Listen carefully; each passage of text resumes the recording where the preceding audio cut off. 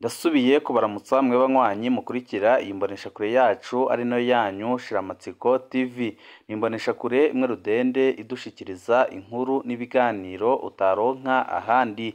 Uyu ni umwanya w'amakuru agezweko ari kuvugwa ngaha mu gihugu c'u Burundi, aho ino mboneshakure yacu ari no yanyu Shiramatsiko TV ibategurira amakuru ahambaye cane aba ari kuvugwa mu bisata bitandukanye, aho twibanda cane ku makuru aba ari kuvugwa ku gateka kazina muntu, aba ari kuvugwa mu butungane, aba ari kuvugwa mu cibano, aba ari kuvugwa ku mbuga ngurukana bumenyi, aba ari kuvugwa muri politike ndetse n'andi yose mutamenye mwamwaranyegejwe turatohoza amaze tukabashikiriza ido nido.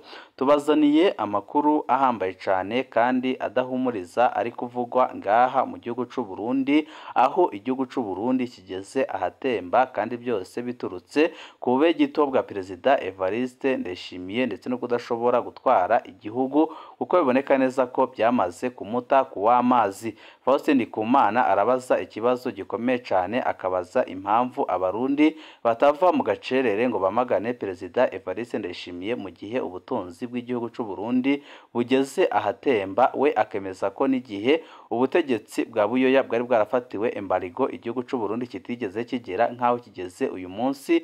Icyo gihe Uburundi ntibwigeze bubura igitoro, ntibwigeze bubura isukari, ntibwigeze bubura ibinyobwa bya Braludi, ntibwigeze bubura amafaranga mvamakungu. Ariko Faustin Ndikumana aribaza impamvu ku butegetsi bwa Perezida Evariste Ndayishimiye igihugu kigeze ahatemba, akabaza impamvu abarundi badahaguruka ngo bamwamagane amaze bamutembagaze ku butegetsi. Turabigaruka ko mu idonido ry'aya makuru turaza no kubabwira ku makuru ahambaye cane arabana n'inyinyurana ndetse n'ihangana ririko rirabera mu biconcoro by'umugambwe CNDD-FDD, aho amakuru adushikira adahumuriza avuga ko umwanya wari wose ibara rishobora kugwa ngaha mu gihugu c'u Burundi, kuko Perezida Evariste Ndayishimiye ariko arategura gusambura ibihangange nka byose, mu gihe ibihangange nabyo biriko birakora ibishoboka byose kugira ngo bisambure ubutegetsi bwa Perezida Evariste Ndayishimiye.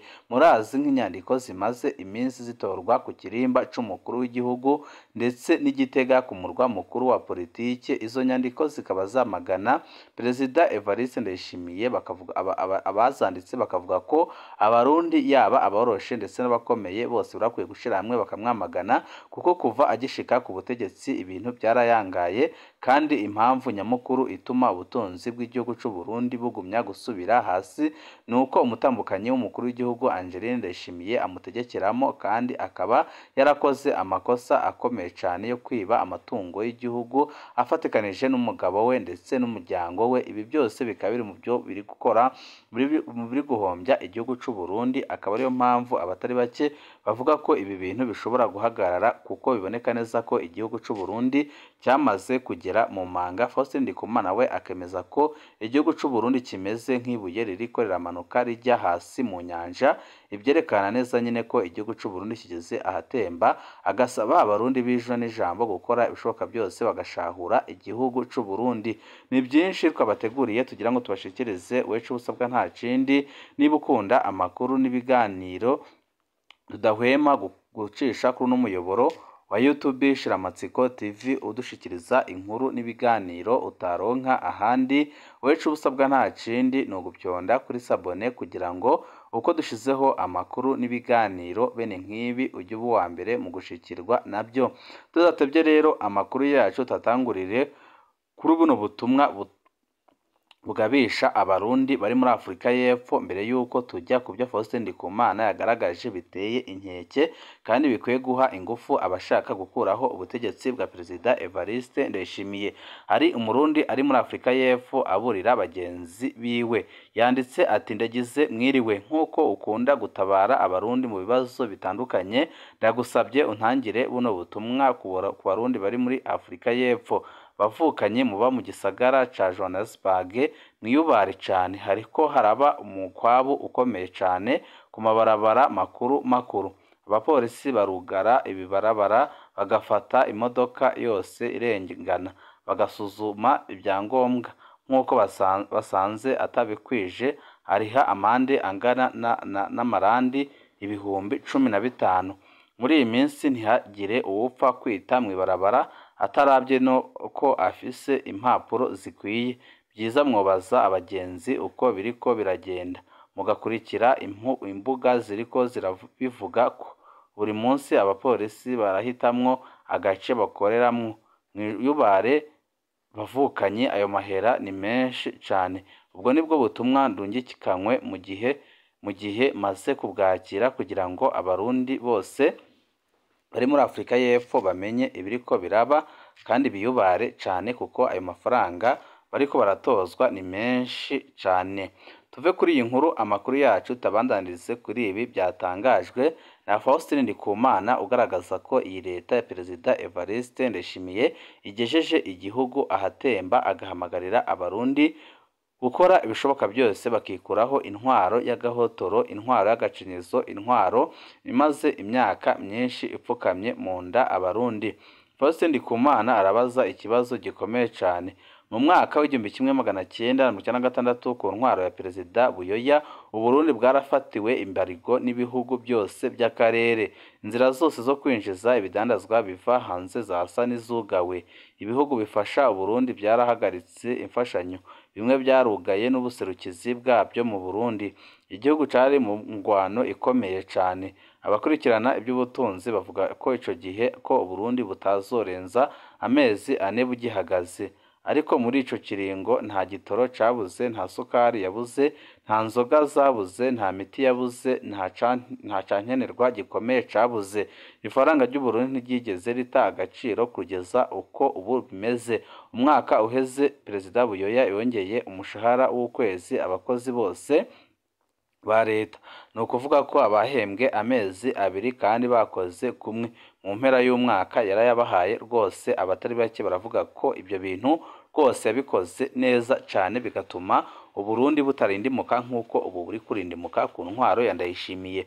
Faustin Ndikumana abaza abatwara uno munsi ati ko mwebwe ata embarigo ibariko, atangwano ibariko, byose bikaba biyangaye, mu byagenze gute? Ibanga rya Perezida Buyoya ryabaye irihe? Faustin Ndikumana avuga ko abategetsi b'ico gihe bubakiye ku ikoreshwa neza y'amafaranga y'igihugu. Uturero yatanze ni twinshi. Amafaranga ava makungu ntawapfa kuyaterura kugira asohoke mw'ibanke, byari bifise amategeko akomeye kandi abigenga. Carazira ko amafaranga Brarudi isabye iteba kuboneka, rwose yitaga aboneka byihuse.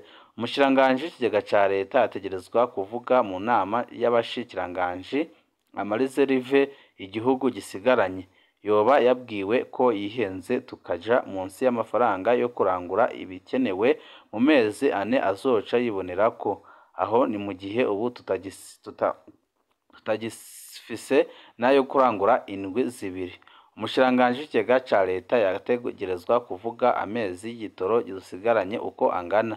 Faustin Ndikumana abona ko igihugu kitagarutse kutunganya neza gutyo ingene amafaranga akoreshwa kazoba kabaye rwose nk'uko bimeze uno munsi.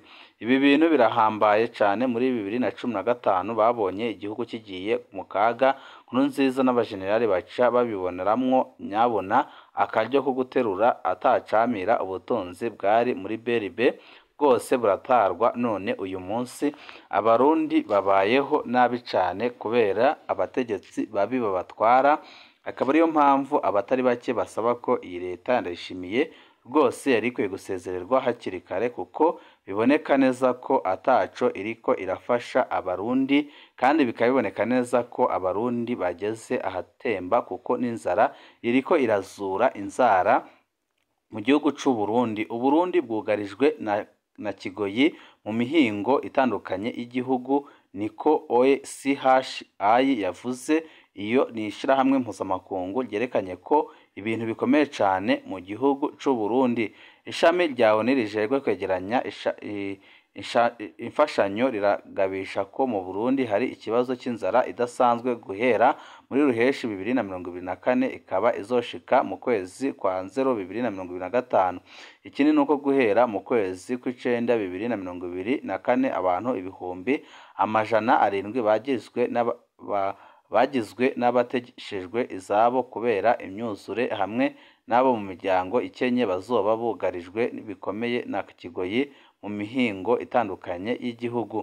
Ibi tukaba tubikesha ikimenyeshamakuru FEWNet cyo kuri uyu wa gatanu igenekerezo rya 3 Mukakaro 2024 biciye mu kimenyeshamakuru FEWNet cyo kuwa gatatu igenekerezo rya 3 Mukakaro 2024 mu cegeranyo c'ishami rya ONU rijejwe kwegeranya imfashanyo rimenyesha ko mu kiyaya cy'Imbo no mu misozi gihanamiye mu buraruko hazoba hugarijwe na kigoyi gikomeye kuva mu kwezi kwa Ruheshi guheze 2024 gushika mu kwezi kw'icenda 2024.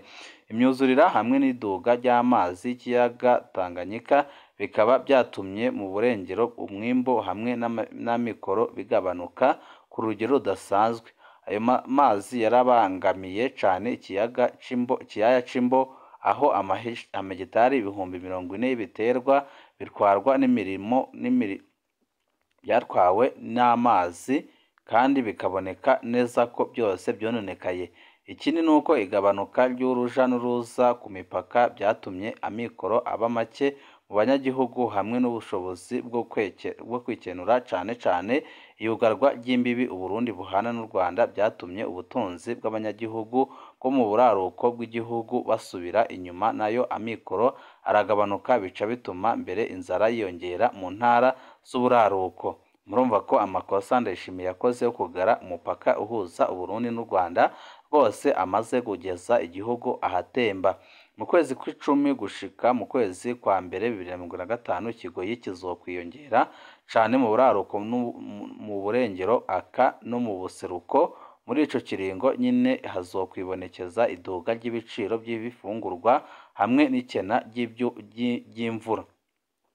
Iryo shirahamwe ribandanya rishikiriza ko abantu 700 bagizwe n'abateshejwe izabo kubera imyuzure hamwe n'abo mu miryango ikenye bazoba bugarijwe bikomeye na kigoyi mu kwezi kwa 11 uyu mwaka. Uwo muryango ibandanya ivuga ko kandi ko ifaranga ry'amarundi riguma rita agaciro uko bukeye uko bwije hamwe n'ikena ry'amafaranga y'agaciro bituma abadandaza badashobora kurangura ibifungurwa n'ibidandazwa byankenerwa mu mahanga, gutyo ibyo hagaca hibonekeza ikena ry'ibyo bidandazwa. Iyo ibibonetse naho bigaca bizimba cyane aho iryo shirahamwe ritanga akarorero k'ikena ry'igitoro ryatumye habaho iduga ridasanzwe ku biribwa hamwe n'ibiciro byo kwiyunguruza byaduze umurengera. Ibi byose nyine bikaba ari byo byugarije Uburundi biriko biratera inzara.